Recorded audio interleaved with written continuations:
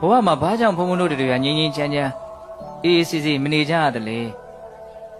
ဒီစိတ်နှလုံးဟာအနှောင်အဖွဲ့တွေနဲ့နေလို့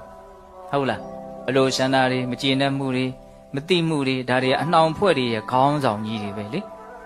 တခုကိုဘုံဘုံတို့လိုချင်နေတဲ့တောင်းတနေတဲ့ဆိုရင်စိတ်ကမလွတ်လပ်တော့ဘူးလောဘနှောင်ဖွဲ့ထားတယ်လိုချင်မှုကြီးရင်ကြီးတော့ဒီစိတ်ကလှုပ်ကိုလှုပ်မရဘူးဟုတ်လားဟာမကျေနပ်မှုကြီးရင်ရောအနှောင်ဖွဲ့ပဲနော်ခဏခဏတတိယတယ်မုန်းတဲ့လူတွေကိုဟုတ်လားဒီမကျေနပ်တဲ့စိတ်နဲ့ကြိမ်ဖန်များစွာတွေးတယ်စိတ်ကမကျေနပ်မှုတွေမှာပဲမြုပ်နေဟုတ်လားအဲ့လိုပဲမတိမှုတိအောင်လည်းမကြိုးစားဘူးဒီလိုပဲဘုရုဘာသာနဲ့ပဲနေနေတာသူလည်းပဲပါလို့အနှောင်ဖွဲ့တစ်မျိုးပဲနော်အဲ့ဒီအနှောင်ဖွဲ့ကိုဘုံဘုံတို့ဘယ်လိုခေါ်တော့တန်ရောရှင်နော်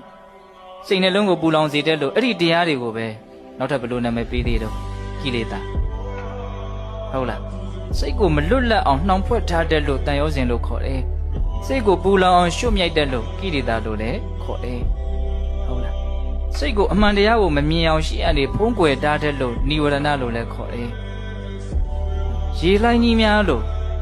နော်တတ္တဝါကိုအပေလေးပုံတီအောင်ဆွဲပြီးတော့နှစ်တက်လို့အကျိုးမဲ့ပျက်စီးခြင်းဖြင့်ပျက်စီးအောင်ဆွဲပြီးတော့နှစ်တက်လို့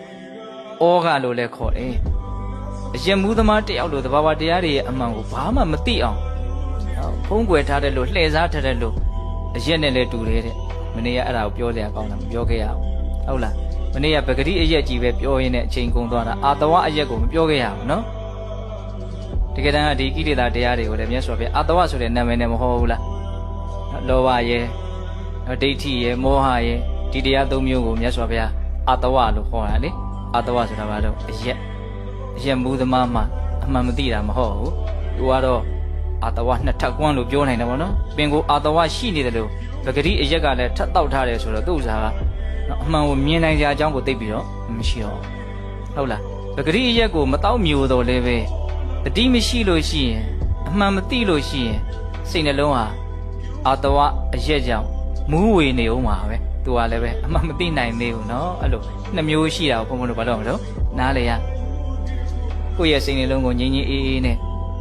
တကယ်ကိုပဲအဆင့်မြင့်တဲ့ချမ်းသာတဲ့ဘဝမှာနော်နေနိုင်သွားခြင်းနဲ့ဆိုရင်ဘုံဘုံတို့ဟာအပမဒလိုအပ်ချက်ကိုဖြည့်ဆည်းပေးဖို့လိုတယ်အပမဒလိုအပ်ချက်ကိုဖြည့်ဆည်းမပေးနိုင်ဘူးဆိုရင်ကိုလိုလားတောင်းတတဲ့အဆင့်မြင့်တဲ့ငြိမ်းအေးတဲ့ချမ်းသာတဲ့ဘဝမှာနေနိုင်မှာမဟုတ်ဘူးเนาะကိုလောင်လောင်ရှုပ်ရှုပ်ထွေးထွေးနေရင်းနဲ့ပဲသွားမှာပေါ့